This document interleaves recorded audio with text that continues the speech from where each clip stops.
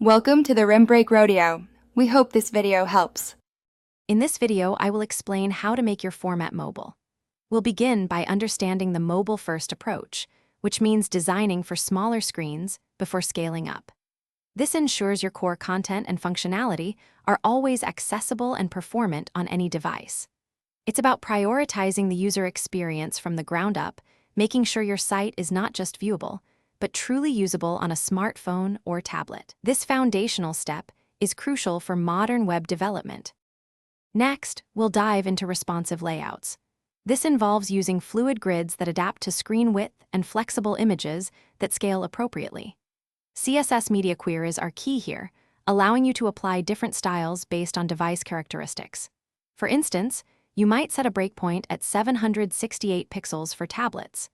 This ensures your content reflows gracefully, providing an optimal viewing experience across a wide range of devices, from small phones to larger tablets. Performance is paramount for mobile users. We'll discuss optimizing your site by compressing images and minifying CSS and JavaScript files. This significantly reduces the data transferred, leading to faster load times.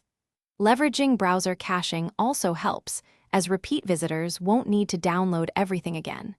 Aim for server response times under 200 milliseconds for a snappy experience. A fast-loading site keeps users engaged and improves overall satisfaction on mobile devices. Finally, thorough testing and a focus on user experience are vital.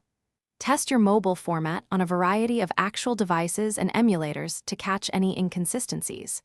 Pay attention to touch targets, ensuring they are large enough, typically at least 48 pixels by 48 pixels, for easy interaction.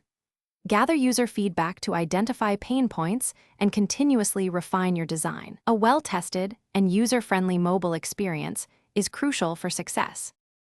Thanks for watching. Consider subscribing if we helped you.